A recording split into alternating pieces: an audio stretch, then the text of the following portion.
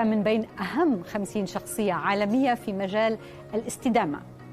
عضوة من الجيل الثالث في مجلس إدارة مكتب عائلة صابانجي، ومؤسسة ونائبة رئيس مجلس إدارة مجموعة إساس، إحدى أكبر المجموعات التركية بأصول تتجاوز 9 مليار دولار أمريكي. أمينة صابانجي قمشلي تؤمن أن العمل الخيري يمكن إدارته مثل أي قسم تجاري آخر داخل المجموعة، فأنشأت أول منصة للاستثمار الاجتماعي في تركيا ووضعت لها مؤشرات أداء وعائد مستهدف على الاستثمار. تناضل أمينة بقوة لفتح مجالات التعليم والعمل أمام الشباب، وهي أيضاً مدافعة شرسة عن دور المرأة في عالم الأعمال. لكن هل تعتقد أن المرأة تستحق امتيازات إضافية؟ أهلاً بكم إلى حلقة جديدة من حديث مع صبا.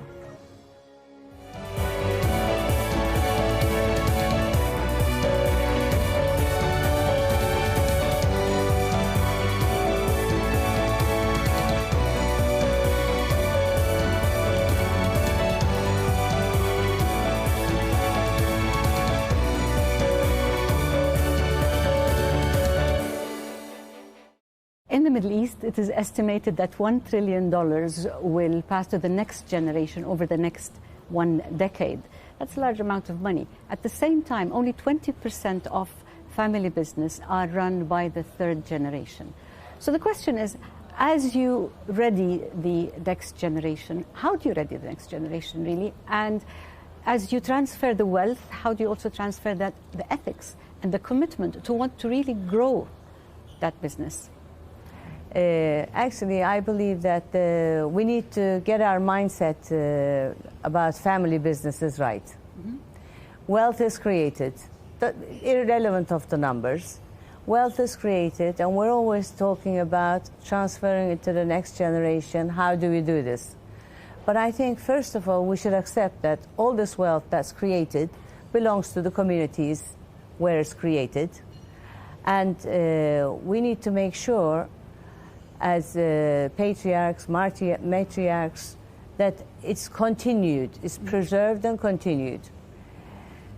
If this can be done with the next generation family members, great, but it doesn't need to be. Interesting. The important thing is that what is created needs to be preserved, because in that, it's not just numbers, there's so much culture, ideologies, efforts embedded in those numbers. So I think it's very, very important. Having said that, how do you handle the next generation? I think if you have the proper governances in place, if you have governances outlining how the next generation can come into the business, how they can be in which part of the business, if you can outline these, educate them, get your succession plan in place, and if you build good teams, good professional teams, this is the answer. This is actually the answer to any company, not just a family business. It's very interesting, although at the same time, I mean, at ISAS, you prioritize liquidity, meritocracy, you also prioritize professional governance, but simultaneously, you have encouraged exits from the family. Your son Fethi, in 2022, took the venture capital business out of the group, and the group became a limited partner in that business. So what really inspires this model? And has it worked, allowing the family members to exit? I think going to the first part of the question, we learned a lot from the experiences. I think we were very lucky that in our short, young lifespan, I should say, we learned a lot. That first of all, when you talk about family businesses, I come from, on my mother's side, I come from a family that was the wealthiest family in Turkey.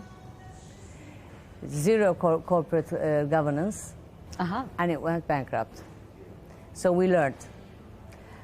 And on my father's side, great, it's still a huge conglomerate, but the people started leaving it because succession wasn't there. There were problems with succession. So when we set up ESAS, we said the primary objective is wealth creation mechanism for the members of the family, not job creation. You know, sometimes it's as important to have good shareholders as good workers, shareholder workers within the company. For harmony, this is very, very important. Now, when we built the governance in ESAS, we said whatever we do, it should be done according to globally accepted norms, okay? If certain things, the way we do it doesn't fit, we will adapt. You gave the example of venture capital. Yes, this was one of the areas that we had to adapt because the corporate governance structure in our other arms, private equity, real estate, wealth management, didn't fit the venture capital arm. Yeah. Okay? So it was feasible when Fethi said this is detrimental to our future venture capital. To take it outside. I'm taking it out. You can be LPs. Right, right. The understanding and accepting of the new norms is key to success. You recently, in the last 3 years, if I'm not mistaken, started raising third-party capital. Yes. How has that experience been for you? Has that, do you feel, strengthened the group? Has it somehow taken away, and be honest, has it taken away anything from you by way of maybe control or dilution or any of it? Well, this was a new journey we embarked on, and the fundraising has gone wonderfully. We've got international partners, Turkish partners, and I think the most important thing is the first question. We go back to the first question, right? Somebody said to me, a person I really trust, important businessman, he said to me, why do you have outside board members? I said, because we need them to protect us from ourselves, right? Then we're having drinks in London. He said, I can't believe this. Why do you need third-party money? I said, I need third-party money, not for the money. When that third-party money comes, sustainability of ESAS is more sure. Because if it's good for them, it's good for me. The professional management, because now I'm a client, I like that position, it needs to deliver for third party. The comfort zone of just the shareholder is not there. So I think, yes, it's taken away what? My workload. Is that bad? No.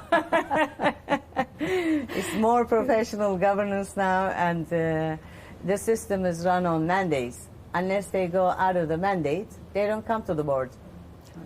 Okay? Okay. So, and they have now responsibility to third-party money. That's a protection for the original shareholder. If the third-party money likes it, it's good for us too. Now, a lot of family businesses in the Gulf and in Turkey are exploring IPOs. So what of the governance metrics is most effective or most important to hold on to in this new structure? I think when I look at it at ESAS, for example, or when I look at it myself, my emotions attached to my previous holdings is not the same as my kids' emotions for that previous holding. The same is going to be with every generation. This is going to be, right? So we have to accept that generations will have different aspirations, and governances should be there. But I always say, you don't need to have a business to be a family. You don't need to have a business to be a family. If you're a family because of business, you're not a family. So that's interesting. I wanted to ask you Yes. about the dynamic between you and your brother and the other family members in the business. How do you balance family values, family interests with the business interests? Business comes first. Interesting. Not We blood? say- no, in the office building, business comes first. But you have to be very aware that there needs to be maximum communication. This is so important. People assume, I know this, you know that. Don't assume. There are certain things to keep the family together or the shareholders together into the future. Don't forget the next generations will be less attached to the company, to any Naturally. company. So you need to have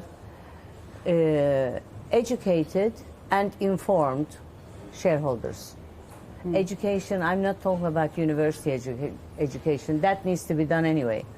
But they need to be educated and informed about the company. That doesn't mean they're in day-to-day life, but they shouldn't read a mega investment from a newspaper. Okay. The communication line should drop them a few lines. By the way, we are doing this. You will read about it. When do you start really- bringing the next generation, or let's say children, into the business or the environment of the business? Environment of the business. We have a family council, which meets every month. Anybody over 18 who's a shareholder can come in, okay? And so they don't really come because they're still studying, but whenever they can, they come so that they learn some things, okay? So you need to have educated, this is to finish the other question, educated, informed shareholders. This shows respect to your shareholders, not forgetting that these new shareholders, they will have ample opportunities to go and invest elsewhere, right? You need to really have them, and also you need to have liquidity. If they can get better returns somewhere else, they will go. Right. This is naturally, not my generation, not the generation after me, but the generation after that. This is for all the businesses, not just family So we cannot businesses. assume loyalty by virtue of being born into the family or born into the business. You shouldn't. It should be a two-way. The company should be loyal to the shareholder. Shareholder should be loyal to the company. It's a respect, mutual respect.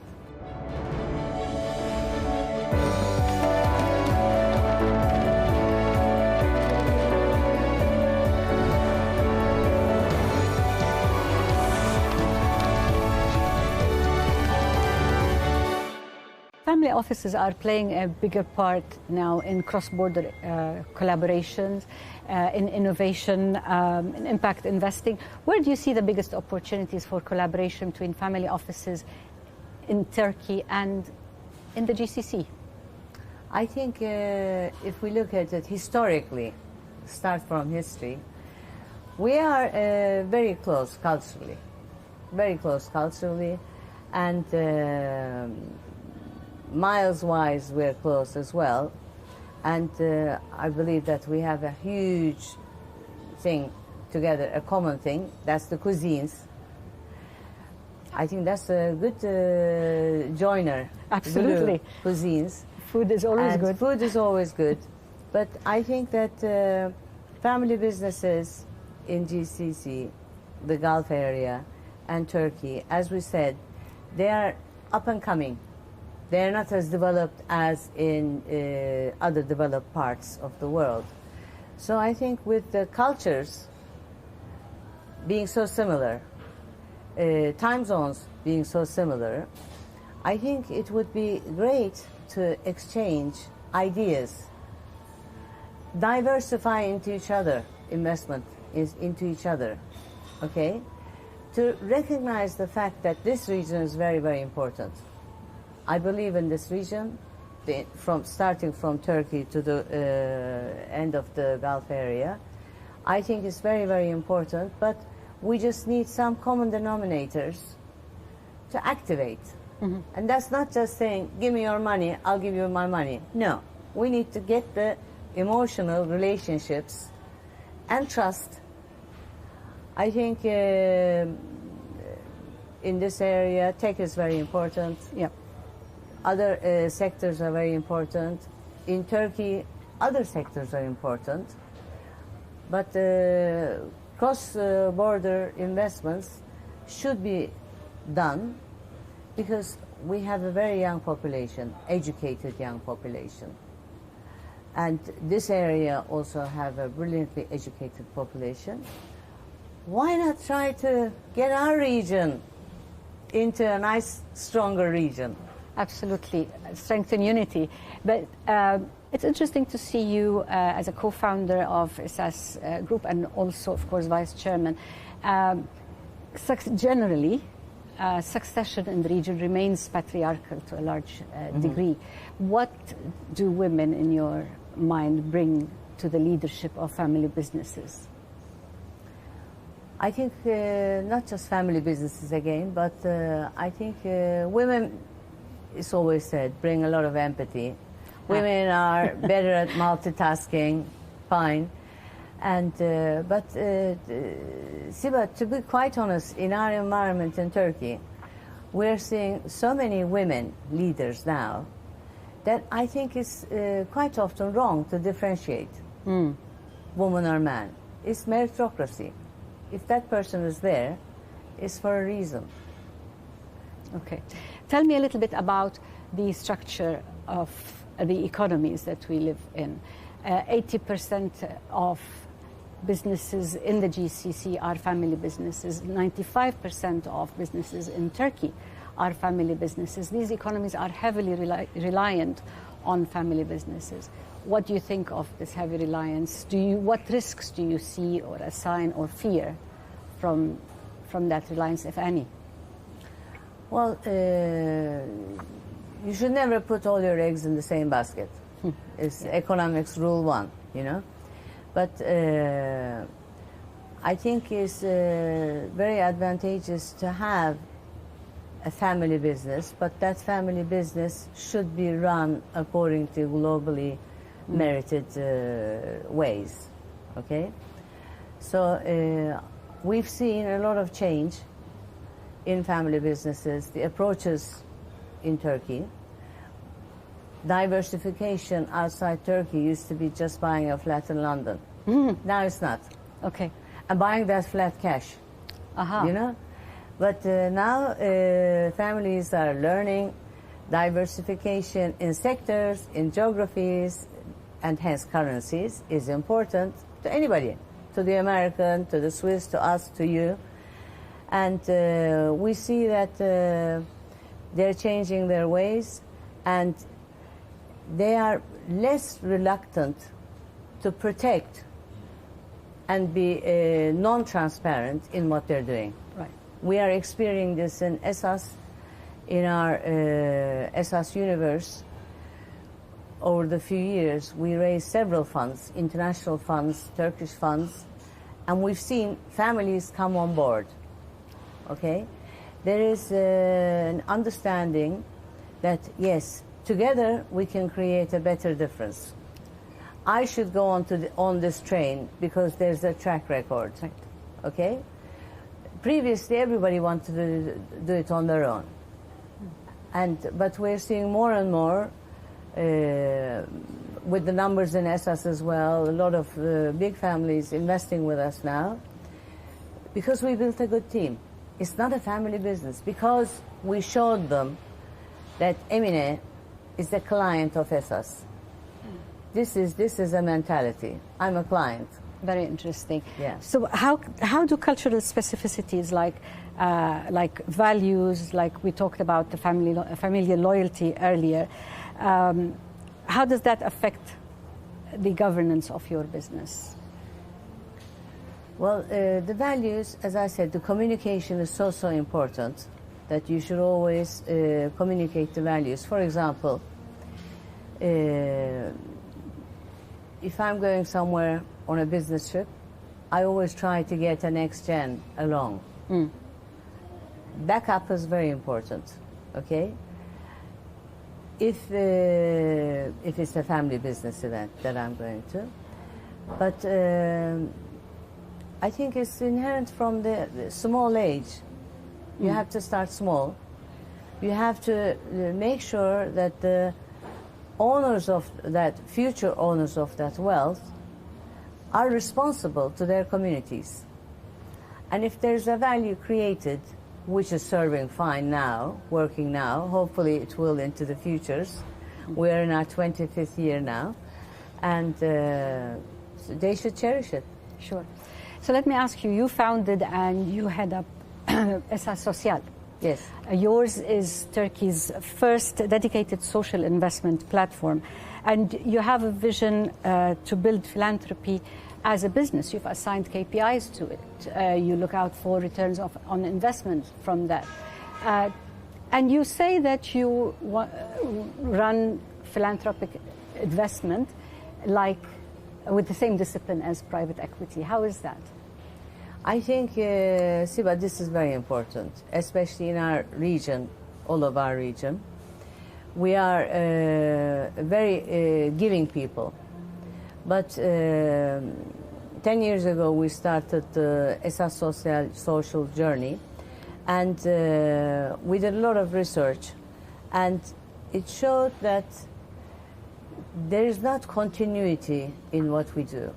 We like giving, but following it or measuring it, accountability of the person's giving, team's giving, is not there.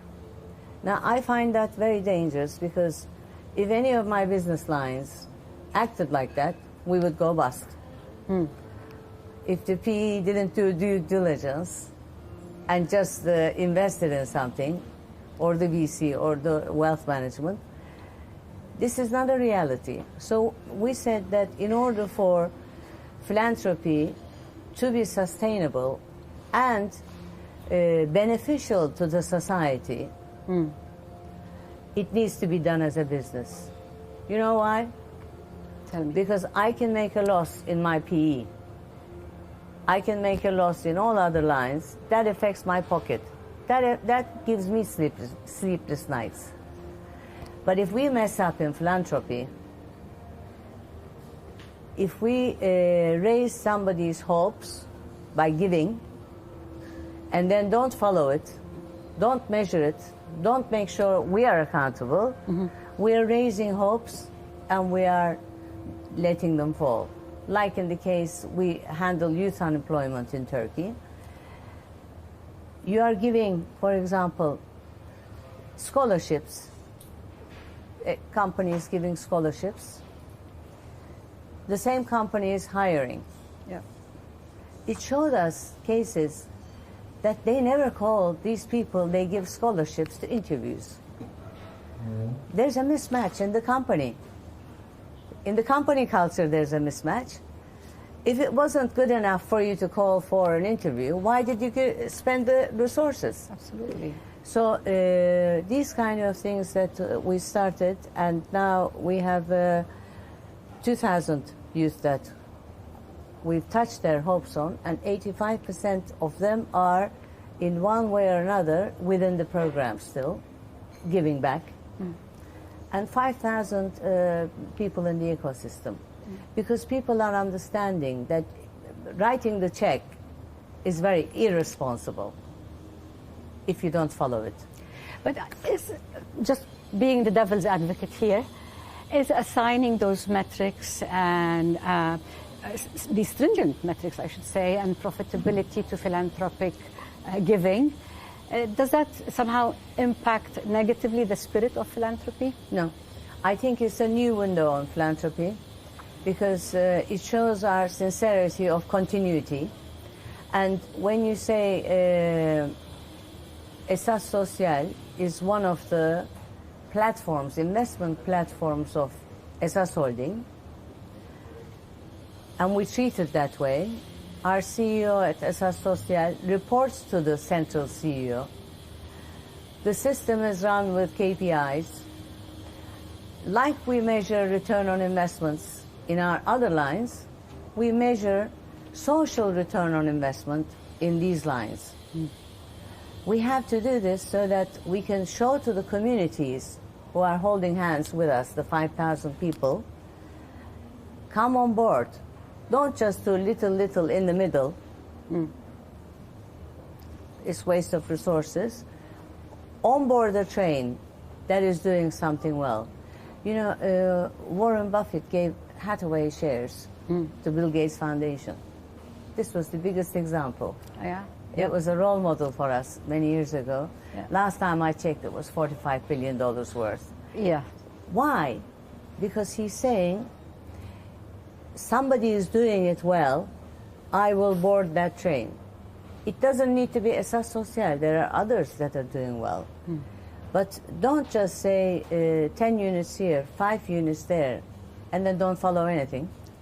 Was there skepticism from the board, from your father, from the first generation, when you wanted to set up philanthropy as a business? No, actually, it was full force. In our 15th year in ESAS, when the systems and teams and governances were in place, we knew that it was time for the next step, and this was giving back. Giving back is in our culture.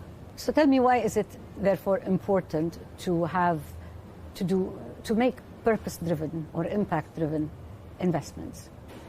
It's very important. It needs to give us profit, moral profit. If people around me are happy, if the youth that we touch, the youth that come out of the programs with 0 unemployment rate, if they're happy, they have hopes, they can dream. If they can dream, they can be productive. So it needs to be focused. Social and economic impacts needs to be measurable, and it needs to be sustainable. So if you were to define creating value, how would you define creating value? I think creating value is what we leave behind after we're gone. Because value is such a big word, you know, is it 10, 20, 15 units or flowers, whatever. But I think value is created when it's sustainable. In any business we do.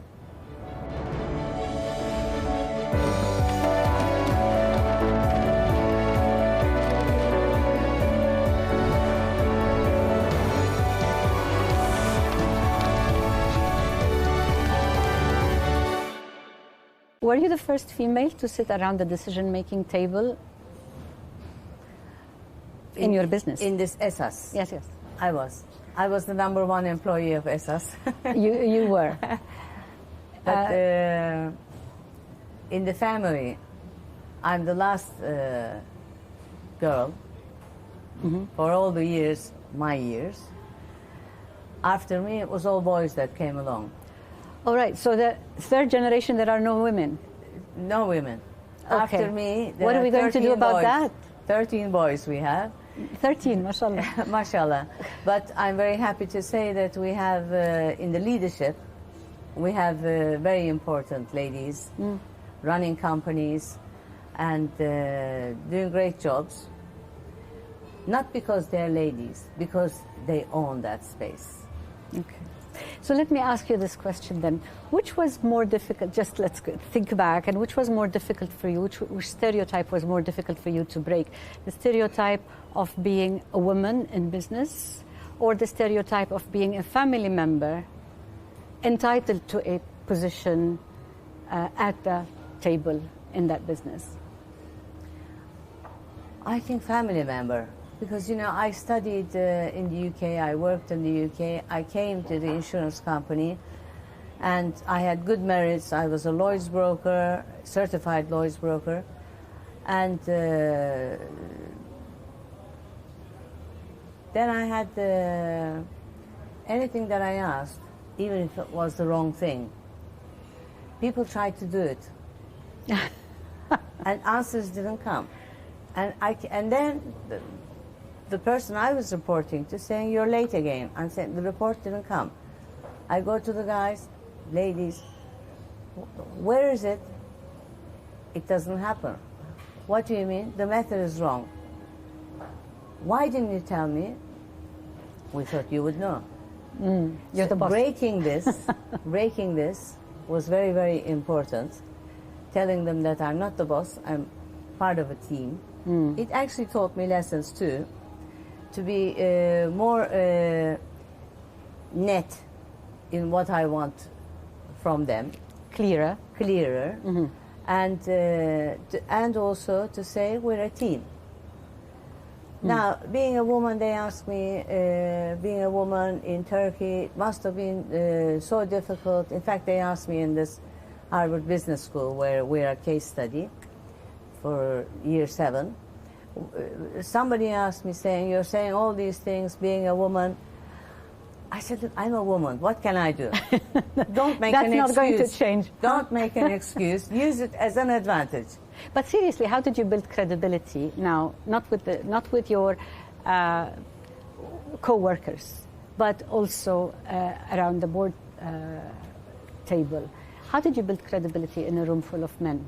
What is it that gave you? You have to know what you're talking. You know, you have to be curious.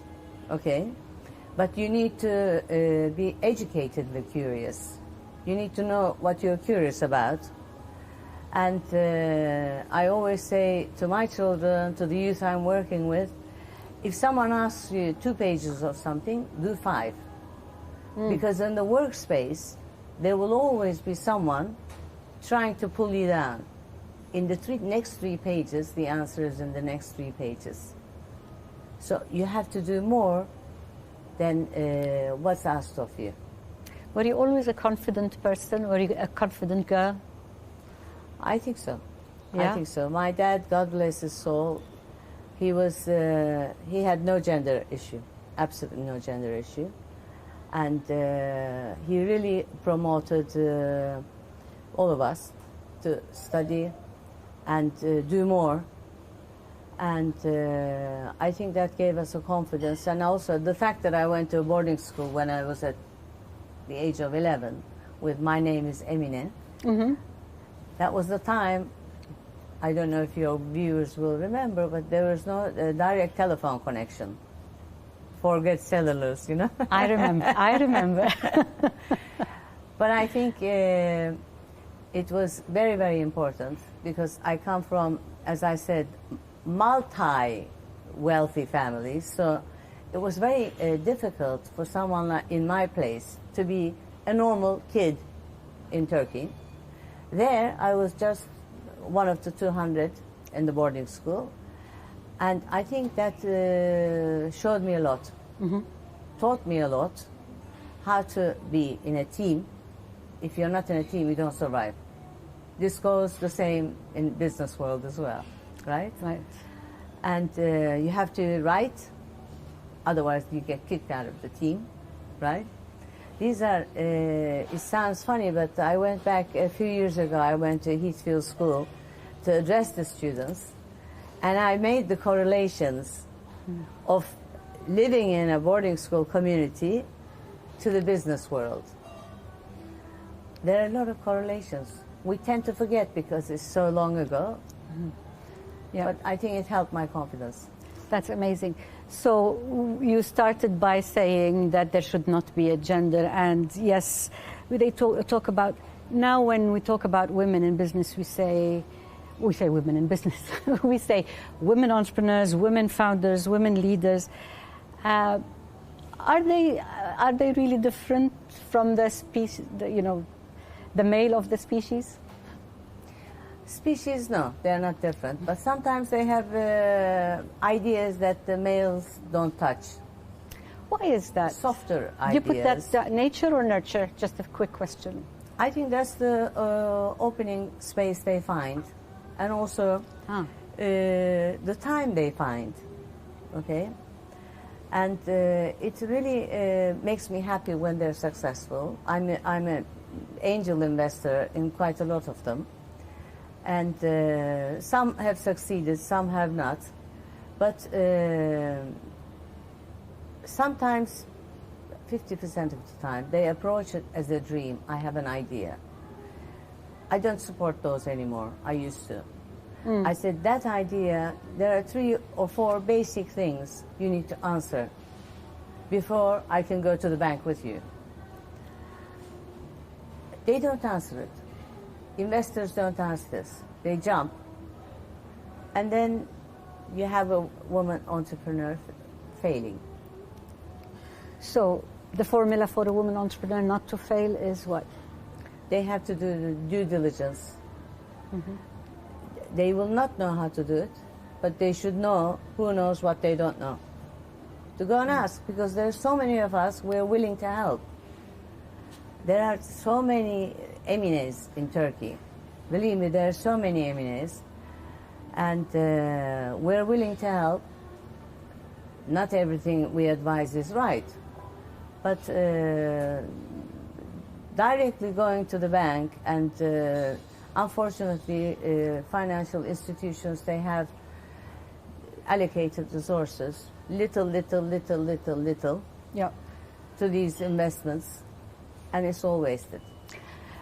And also, it is a known fact that women founders don't get the same amount of angel or venture money as men founders. Why is that bias? That bias, we have to... actually, I had a research done on this, and one of the questions women faced when they went to the institution or fundraising, how long will this excite you? How long will this excite you? Now, we need to get rid of this. But in order for us to get rid of this, women have to do the same things. They have to do the due diligence. Ask, as I said, there are so many resources in Turkey. Ask. You know, Siba, there are so many things that with experience I'm learning that it's not always companies' fault if they're giving scholarship and human resources are not employing, okay? The guy, the girl who got the scholarship didn't communicate. You need to just send an email saying Happy New Year. This is so easy now. Why do we have colossal youth unemployment? Because we have people thinking, no, I'll get a better job. No, the important thing is to get through that door. Yes. Okay? We say in Turkey there's a big gap between industry and universities. What is our role in this? We are giving scholarships to areas that have no future. Nobody's going to employ that sectors, okay? Or to universities who have employment rates 0. Why? You need to give them in an educated way. So I think there's a give and take. Not one person in one sector is ever responsible. It takes 2 to tango. Absolutely, and I think, and also we see that with the new generations finishing college, they seem to hold out. They keep thinking that something better is going to come around, or that's on one side, or everybody wants to be to have their own startup, or to be their own founder. While we encourage the spirit of entrepreneurship, do you think that is a healthy way for the youth to be thinking in? I think they need to be educated first. Education, even if you're a top university educated person, I think you need to be educated. I say you need to swallow some dust for 2 or 3 years before you understand what is a financial report, what do you do in this kind of crisis, what do you do in this kind of opportunity, okay? I think we hear too many times, oh my God, the guy, 25, made $100 million from gaming. How many of them lost? Yeah. We don't talk about it. How many of them lost? Or didn't make any money? So I think the youth needs to be a little bit patient and they need to swallow some dust to see how the real economy is working. I mean, what are the dynamics? Don't forget the dream. But first you need to fill your stomach, then dream. I wish you all the best. Thank you so very much. much. Thank you, Amina. Thank you. Thank you for having me. Thank you. Pleasure.